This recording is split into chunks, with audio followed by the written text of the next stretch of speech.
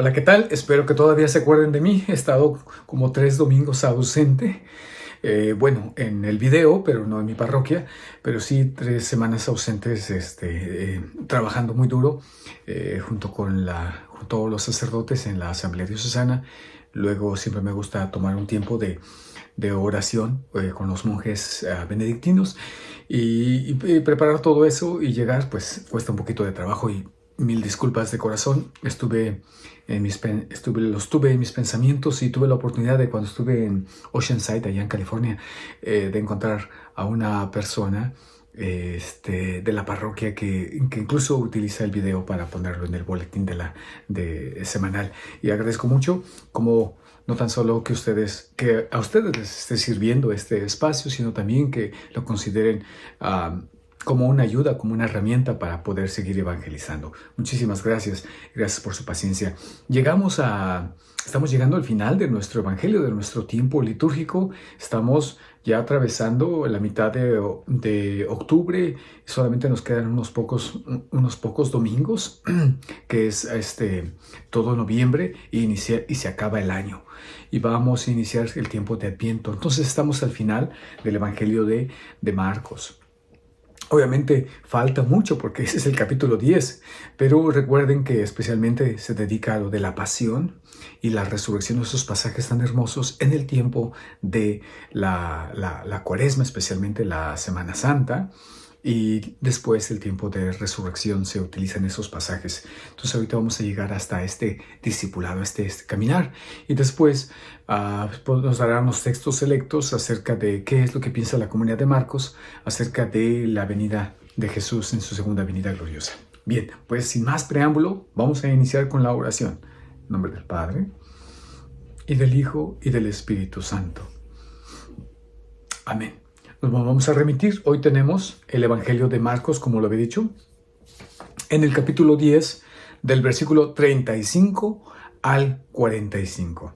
Y también la primera lectura es de Isaías 53, del 10 al 11. Me voy a dirigir hacia ello y ojalá me dé el tiempo para poder comentar algo acerca de la segunda lectura, que es de los Hebreos, que es preciosa, en la cual el verano, no sino el anterior, junto con la primera lectura, tuve la oportunidad allá en la escuela de profundizar con Isaías y con Hebreo, que es esta parte del siervo sufriente, la acción sacerdotal de Isaías, junto con Hebreo, que es la carta por excelencia sobre el sacerdocio. Bien, entonces abrimos nuestras Biblias. Yo sigo utilizando mi misma versión. No es la versión de la liturgia, repito, sino es una versión que me ha gustado porque está muy apegada al texto original, al texto en griego. No es una interpretación libre, sino que está muy apegada, lo cual requiere que de alguna manera uno tenga un poquito más de elementos para poder realmente interpretarla, porque si no puede ser que incluso nos desvíe. Pero estamos ahí y vamos al versículo 35 del capítulo 10. Santiago y Juan, los hijos de Zebedeo, se acercaron a Jesús y le dijeron, así comienza. Entonces se centra en Santiago y Juan, hijos de Zebedeo, ¿verdad? Para poder entender este evangelio es importante, aunque no lo tiene la liturgia, porque no lo tiene de una manera, digamos,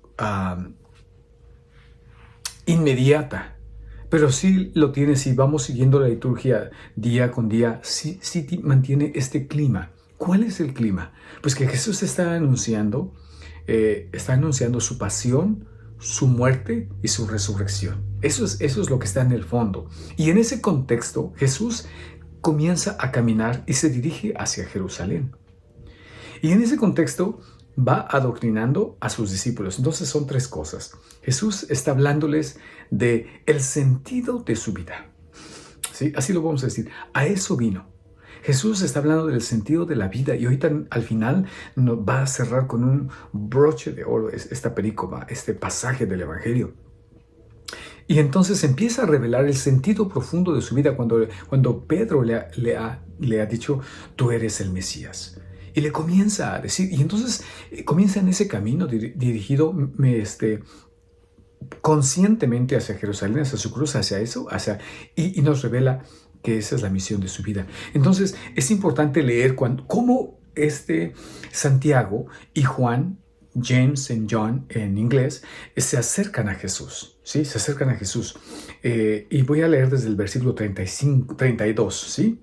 Y para poder entender cómo encaja perfectamente este pasaje. Pero voy a repetir, la liturgia no lo va a tener inmediato, pero sí, si recordamos, hemos escuchado 2 anuncios de Jesús acerca de su pasión, su muerte y resurrección. Entonces, para iniciar este pedacito, por eso he iniciado, se le acercan Santiago y Juan. Pero vamos a ver en qué contexto está, por qué se le acercan. Versículo 32. Mientras iban de camino para subir a Jerusalén, muy bien, Jesús se adelantaba a sus discípulos y ellos asombrados y ellos estaban asombrados y quienes lo seguían tenían miedo. Dos expresiones que el Bishop Barron enfatiza mucho en uno de sus libros: asombrados y con miedo. Entonces reunió nuevamente a los 12 y comenzó a decirles lo que le iba a suceder. Nuevamente va de camino y es el momento de enseñarles. Reúne a los 12, es un tiempo que utiliza aparte y entonces les anuncia. Entonces vendrá el tercer anuncio que Marcos nos dice. Ahora subimos a Jerusalén. Allí el Hijo del Hombre será entregado a los sumos sacerdotes y a los escribas. Lo condenarán a muerte y lo entregarán a los paganos. Ellos se burlarán de él, lo escupirán, lo azotarán y lo matarán, y 3 días después resucitará. Ese es el anuncio. Ese es el versículo 34, ¿sí? Después de que dice, ellos se burlarán de él, lo escupirán, lo azotarán y lo matarán, y 3 días después resucitará. Viene nuestra perícopa. Santiago y Juan, los hijos de Zebedeo, se acercaron a Jesús y le dijeron: Maestro, queremos que nos concedas lo que te vamos a pedir. Él les respondió: ¿qué quieren que haga por ustedes? Ellos le dijeron: concédenos sentarnos uno a la derecha y otro a la izquierda, cuando estés en tu gloria. Jesús les dijo: no saben lo que piden. Pueden beber el cáliz que yo beberé y recibir el bautismo que yo recibiré. Podemos, le respondieron. Entonces Jesús agregó: ustedes beberán el cáliz que yo beberé y recibirán el bautismo que yo, el mismo bautismo que yo. En cuanto a sentarse a mi derecha o a mi izquierda, no me toca a mí concederlo, sino que estos puestos son para quienes han sido destinados. Los otros 10 que habían oído a Santiago y a Juan se indignaron contra ellos. Jesús los llamó y les dijo: ustedes saben que aquellos a quienes se considera gobernantes dominan a las naciones como si fueran sus dueños, y los poderosos les hacen sentir su autoridad. Entre ustedes no debe suceder así. Al contrario, el que quiera ser grande, que se haga servidor de ustedes, y el que quiera ser el primero, que se haga servidor de todos. Porque el mismo Hijo del Hombre no vino para ser servido, sino para servir y dar su vida en rescate por una multitud. Bien, ahí está nuestro pasaje. Este es nuestro pasaje que nos va a iluminar, nos va a acompañar nuestras vidas de discipulado en la liturgia. Y ahí vamos a vivir este gran misterio de ser discípulo. Yo cada vez que leo más el Evangelio de Marcos me puedo dar cuenta cómo Jesús nos llama a una vida misteriosa, cómo el discipulado es algo misterioso, ¿sí? Que en primer lugar porque nos llama desde nuestras oscuridades, nos llama desde nuestras contradicciones, nos llama, como vemos, desde nuestra testarudez, desde que no entendemos, desde que vamos a ciegas, desde que nos vamos equivocando. Y ese es el gran misterio de su misericordia.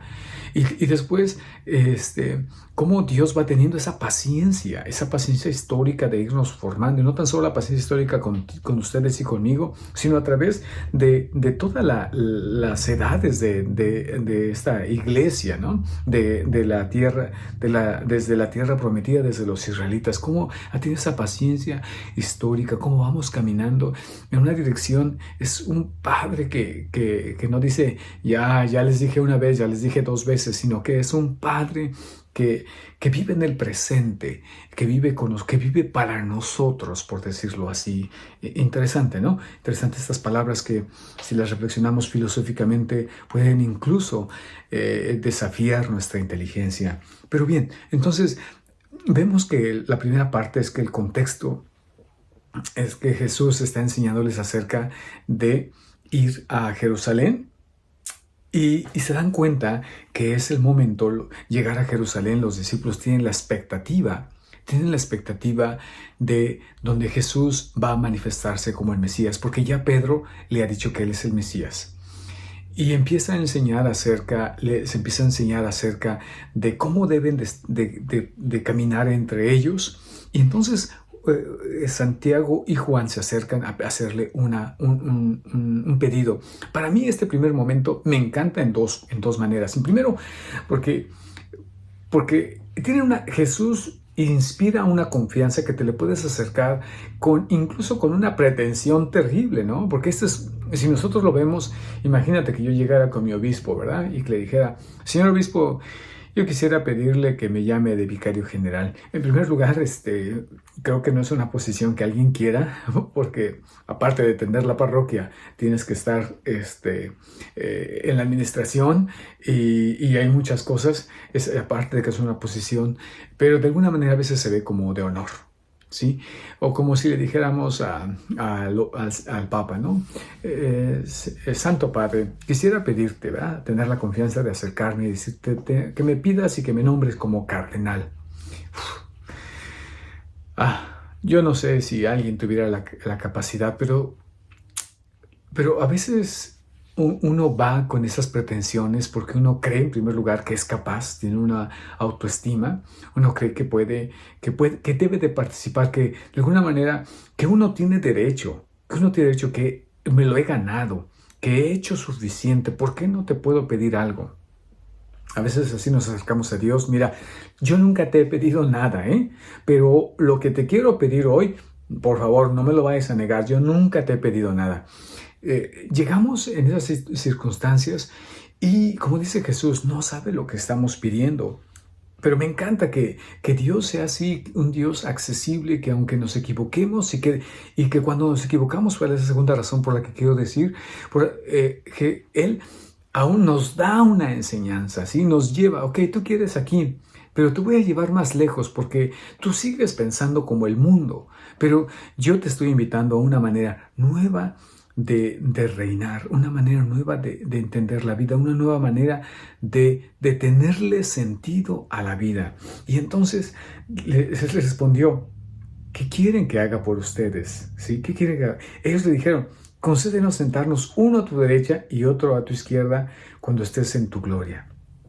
Concédenos cuando estés en tu gloria. Es decir, que a los discípulos les queda claro que Jesús va a Jerusalén y que sí, va. Es la parte que me gustaría como compartir con ustedes, que yo creo que sí, los discípulos están entendiendo que sí lo están escuchando, que sí que sí va a haber muerte, que sí va a haber pasión, pero que va a haber resurrección, es decir, que todo va a estar bien, que todo va a salir bien al final, pero en la mentalidad del mundo.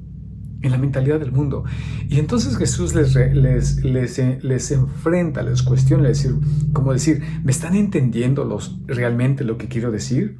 Jesús les dijo, no saben lo que piden. No saben lo que piden. Y dice, ¿pueden beber el cáliz que yo beberé? Se puede utilizar intercambiablemente el cáliz o la copa, ¿verdad? El cáliz que yo beberé. Y recordemos que esto tiene atrás un bagaje histórico increíble, ¿no? La copa, generalmente, o el cáliz, es un cáliz que me gusta mucho leerlo en el contexto de Isaías, cuando en el segundo de Isaías, me parece que es el capítulo 51, versículo 19, en donde le dice que cuando se refiere a este cáliz, se refiere al cáliz de la ira de Dios, ¿sí? A la ira de Dios. Es un cáliz que dice que en los Salmos también dice que los malvados lo van a tomar hasta el fondo. Pero me gusta mucho en Isaías, porque en Isaías no tan solo viene una, como decir, vas a probar la ira de Dios, sino que también viene una bienaventuranza. Ya lo encontré, sí está en el capítulo 51 de Isaías y es versículo 17, no 19. Y comienza con una exhortación. Recuerden, ellos están en el exilio, ¿sí? Han sido, su templo ha sido destruido, su Jerusalén ha sido destruido, sus casas han sido destruidas, la muralla ha sido destruida, han sido llevados a Babilonia. Y este es el anuncio, el segundo de Isaías, del capítulo 40 al capítulo 51, se le conoce como ese anuncio, cuando están allá en el exilio, en la cautividad, cuando han sido desterrados de su pueblo. Y el versículo 17 comienza: despiértate, despiértate, levántate, Jerusalén, tú que has bebido de la mano del Señor la copa de su furor. Tú has bebido hasta las heces una copa, un cáliz embriagador. Sí, es decir, has probado el castigo. Has probado la desolación, has probado la ausencia de Dios, en otra cosa, has probado cuando te has separado de mí, cómo lo que te ha seducido, cómo te ha lastimado, te ha aplastado, se ha burlado de ti. Eso es lo que está diciendo, ¿no? En dos partes, ¿no? En la discusión. Y eso es lo que le está diciendo: ¿podrán beber acaso esta copa? Y podemos mirarlo en otros momentos en todo el Antiguo Testamento, pero me encanta esta referencia que hace Isaías en ese contexto. Y Jesús se refiere a eso. Después, en el capítulo 14, Jesús va a decir: si es posible, Padre, aparta de mí este cáliz. Porque Jesús va a decir: Pablo, se hace pecado. Y toma todos los castigos y toda la soledad que merece el ser humano y que se ha ganado el ser humano, que ha buscado el ser humano tontamente. Por eso puedo decir el misterio del discipulado, el misterio de cómo Dios nos llama, porque de ser discípulo no solamente es aquel que sigue, sino aquel en primer lugar que es llamado. Y que entonces Jesús toma esa copa por nosotros, ¿sí? Y eso es lo que va a decir al final, y que quisiera avanzar un poquito para poder llegar a esta primera lectura del siervo sufriente en el capítulo 53 de Isaías. Y vuelve a hacer alusión a algo más profundo. Aparte del cáliz, dice: y recibir el bautismo que yo recibiré. Es decir, el bautismo también está referido en varios pasajes, pero ese bautismo no es como nosotros lo pensamos, el bautismo, sino el bautismo es ese sepultarse. Por ejemplo, se refiere al bautismo que recibieron los israelitas cuando pasaron a través de las aguas, pero que sepultó toda su iniquidad, que sepultó toda su maldad de los egipcios. El diluvio es otro bautismo que sepulta, que destruye y que hace algo nuevo. ¿Podrás beber este cáliz? ¿Podrás recibirlo? Y ellos muy gustosos, ¿no? Vuelvo a repetir con esta ilusión de decir: es que se va a poner bien duro, pero sí vamos a poder, porque contigo estamos, ¿no? Y pareciera ser que es algo muy bueno, que es una confianza total, pero la confianza no está en Jesús. La confianza está en ellos, en que ellos se va a poner duro y que después ellos van a triunfar. Es decir, vamos a ir a la guerra y se van a poner muy difíciles las cosas, pero después nosotros vamos a ser los gobernantes, vamos a ser los que manden. Esa es la pretensión. Esa es la pretensión que está pasando aquí. Entonces, de alguna manera, el discípulo, vuelvo a repetir como en el otro video, no mira claro, como el ciego en el capítulo 8. Dios está obrando sobre ellos, pero ven las cosas, pero dice como el ciego: pero veo a las personas como árboles que caminan. Alcanzan a ver, pero no alcanzan a ver del todo. Y creo que esa es nuestra vida de fe. Alcanzamos a mirar, pero no alcanzamos a mirar todas las consecuencias de que implica seguir a Cristo. Y entonces Él dice: ustedes beberán el cáliz que yo beberé y recibirán el mismo bautismo que yo. Les anuncia que van a participar de su martirio. Les anuncia algo muy hermoso. Les anuncia que ellos también van a ser, voy a decir una palabra fuerte que los protestantes de repente no me entienden, no nos entienden los católicos, que van a ser corredentores, aunque en la carta de los Colosenses, Pablo va a decir, suplo en mi carne los sufrimientos que le faltaron a la cruz de Cristo.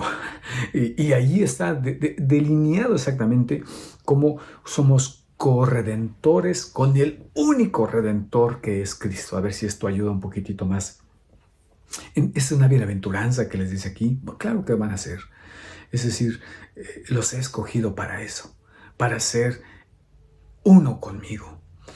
Y agregó, y Jesús agregó, en cuanto a sentarse a mi derecha o a mi izquierda, no me tocará a mí concederlo, sino que estos son puestos para quienes han sido destinados. Y recordamos que, pues en esta perspectiva, el trono para Marcos, el trono y también para Juan, el trono de Jesús como reina es en la cruz. Y miramos que ahí van a estar dos ladrones. ¿Sí? Que en otros momentos, especialmente Lucas, nos ayuda a delinear un diálogo que sucede con ellos. ¿Cuál es el interior de estos dos ladrones, de estos dos criminales? Que nosotros llamamos el buen ladrón y el ladrón que tenía pretensiones de manipular a Dios. Pero eso en otro momento. A eso está refiriendo Jesús. Y este contexto, vuelvo a repetir, parece ser que no es nuevo, porque me gustaría ir rápidamente hacia atrás cuando los discípulos están peleando por ello, ¿no? En el segundo anuncio de la pasión, en el capítulo 9, en el capítulo 9, versículo 30, les dice el nuevo anuncio, y el versículo 33 dice, llegaron a Cafarnaúm y una vez que estuvieron en la casa les preguntó de qué venían hablando en el camino. 9:34, ellos callaron porque habían discutido sobre quién era el más grande. Que esto no es nuevo, que ellos ellos siguen peleando, ya vamos a Jerusalén. Sí, van voy a poner un ejemplo chistoso, ¿no? Como van como niños en excursión. Ya vamos a llegar, ya vamos a reinar, ya llegó el momento. Y siguen discutiendo. Jesús los escucha y dice, va a estar duro. Pero vamos con Jesús, es triunfador. Lo hemos visto, todas sus obras no alcanzan a ver. Y esto es lo que venimos discutiendo. Y entonces Jesús les dice en ese momento, ¿verdad? Entonces se sentó, llamó a los dos y les dijo, el que quiera ser el primero debe hacerse el último de todos y servidor de todos. Y después toma un niño y lo abraza, ¿sí? Vamos a ver qué es lo que dice aquí. Y dice, él los llamó, los otros 10 que habían oído a Santiago y a Juan se indignaron contra ellos. Se molestaron, claro, pues les ganaron. Sí, claro, les ganaron. No es que están indignados porque, ay, ¿cómo es posible que ellos están pidiendo eso? Ya entendimos a Jesús, el servicio del cristiano no es para opuestos. No, tienen envidia. Ellos también querían ese lugar y pareciera ser que se los está ganando, se los están queriendo ganar. Entonces están indignados. ¿Cómo se atreven? ¿Cómo? Si a lo mejor vamos a decir, si ya habíamos platicado que era de Pedro, ya habíamos platicado que es decir, que seguimos ahí en nuestra humanidad. Si pareciera ser que vamos siguiendo a Jesús de una manera hermosa, piadosa, pero en medio de todo eso, todas nuestras pretensiones están ocultas y no son claras. Por eso les digo, me encanta cómo los discípulos y el Evangelio nos los muestra, porque eso va en todo nuestro interior, todas nuestras pretensiones si les dijera, ¿no? Por ejemplo, a veces, no aquí en Estados Unidos, ni en México, ni en los países donde me están mirando, pero en otros países, pues hay mucha rivalidad entre sacerdotes, porque quieren ser los mejores, el mejor sacerdote, tener la mejor parroquia, la más rica, la que tiene más programas de evangelización, algunos de una manera oculta, andan queriendo ser obispos. Hay tanto, y no culpo, porque en algún momento, cuando yo era más joven, yo empecé a los 19 años, que Dios me llamó. Hoy ya tengo 51, han sido 33 años de seguimiento a Jesús. Y al principio yo criticaba mucho a mis sacerdotes, a mis formadores. De alguna manera, pues reconozco que Dios me dio dones especialmente de poder aprender rápido, de estudiar, de leer, de ese gusto. Y de alguna manera me colocaba en los mejores estudiantes en esos años del seminario y yo decía, y con este celo que tengo para con la gente, que todo es de Dios, que todo es de Dios para su gloria y para su servicio, pero yo tenía la pretensión de decir que yo iba a ser santo. Inmediatamente saliendo del seminario yo iba a ser santo, no me faltaba tiempo, que me pusieran la sotana y que me consagraran y iban a ver lo que significa una parroquia. Iban a saber la gente que eran los sacerdotes, que cómo significa trabajar. Pues ya no les digo nada. Aquí me ven. Este proyecto inició precisamente porque aquí en mi última parroquia, donde estoy en los últimos 8 años, pues la gente trabaja tanto que cuando los llamo no vienen. Y que de alguna manera he querido hacerme presente y que así inició todo este proyecto. Y vuelvo a repetirles, y que la mayoría de mi parroquia no me ve. Que se han ido sumando ustedes, este grupo, esta otra iglesia digital, y que se va conformando, ¿no? Pero la palabra de Dios como es, como el sembrador, ¿verdad? Hay que aventar la semilla en el camino, donde sea, ¿verdad? Y seguimos luchando. Pero vuelvo a repetir, hay pretensiones de sobresalir, hay pretensiones de aplauso, hay pretensiones de gloria, hay pretensiones de triunfo, y de repente Dios va poniendo enfermedades, tropiezos, situaciones de parroquia que nos hacen, y no que nos hacen fracasar, sino que nos dicen, por ahí no va la historia, Luis, por ahí no va la historia. La historia va en que tú seas mi discípulo. Bien, entonces, bueno, un poquito confesando mis pecados, ¿verdad? También, para no levantar cobijas solamente a todos, terminamos, ¿verdad? Y entonces se indignaron y dice, Jesús los llamó y les dijo, ustedes saben que aquellos a quienes se consideran gobernantes dominan las naciones como si fueran sus dueños, y los poderosos les hacen sentir su autoridad. Sí, eso es la manera del mundo. La manera del mundo es dominio, es autoridad, y cómo los maltratan. Entre ustedes no debe suceder así. Entre ustedes no debe suceder así. Estas palabras yo creo que es algo bien importante, y yo he pensado una homilía para mis servidores. Entre ustedes no debe de ser así, al contrario. Al contrario, el que quiera ser grande, que se haga servidor de ustedes. Y utiliza la palabra de algo magno, algo grande, que se haga diácono, que se haga servidor en el servicio, en la palabra de diaconía, servidor. Y el que quiera ser el primero, el protos, el primero, el alfa, ¿verdad? Entre ustedes, que sea, aquí en nuestra Biblia dice que sea el servidor de todos, pero va a utilizar la palabra de doulos, que quiere que sea el esclavo de todos. Porque el mismo Hijo del Hombre, o sea, yo, no vino, y aquí nos revela el sentido de su vida, no vino a ser servido. Este Hijo de Hombre no vino a imponer su autoridad. No vino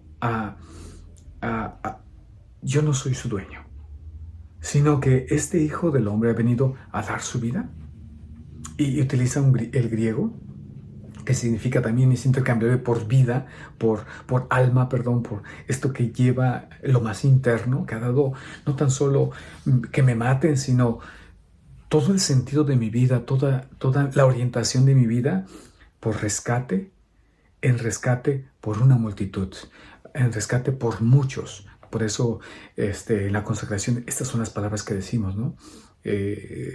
Porque esta sangre, este cáliz es derramado por ustedes y por muchos. Que cuando fue la nueva traducción del misal, allá en el 2011, fue muy controvertido, porque antes decía por ti y por todos, y ahora se decía por ti y por muchos.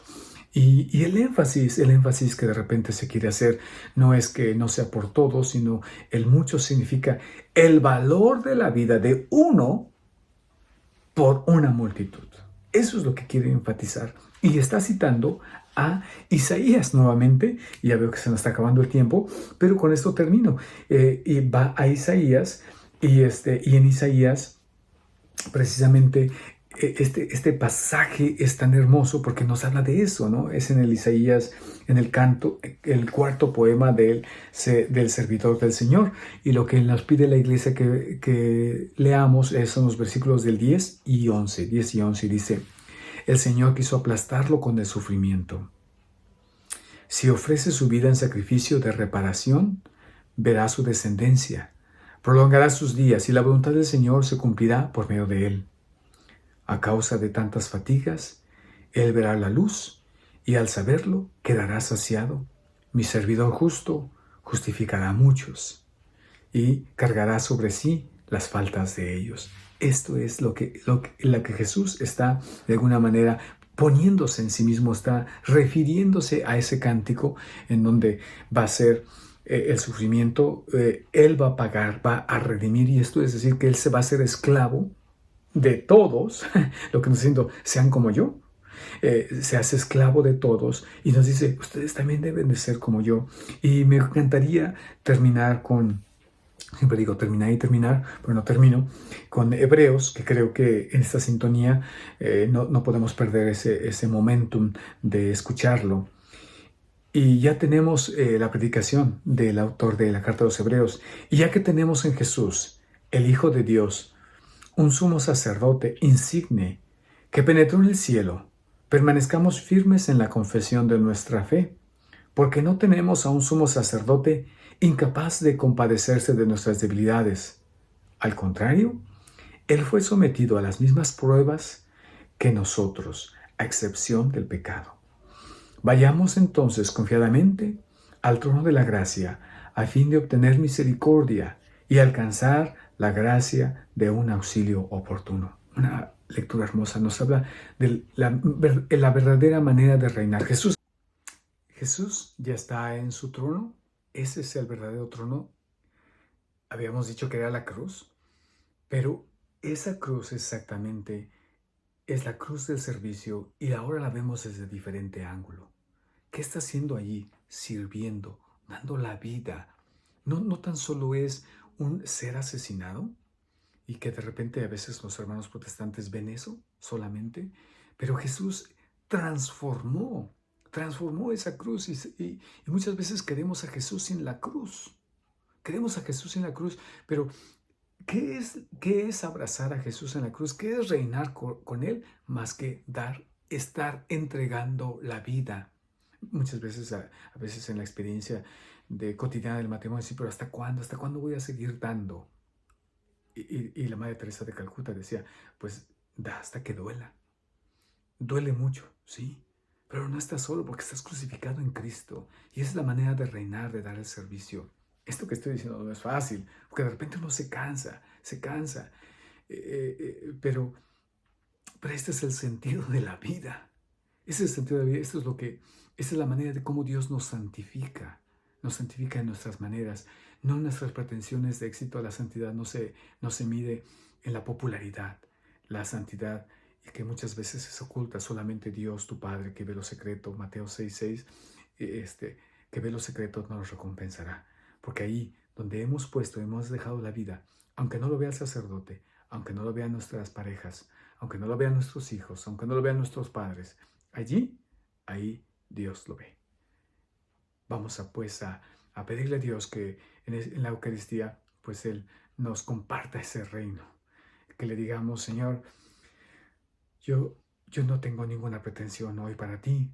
Yo hoy no quiero, si tú quieres que reine contigo, reinaré, pero dame ese amor con el cual tú sirves en la cruz. Que el Señor les bendiga. En nombre del Padre, del Hijo y del Espíritu Santo. Nos vemos el próximo domingo con la gracia de Dios.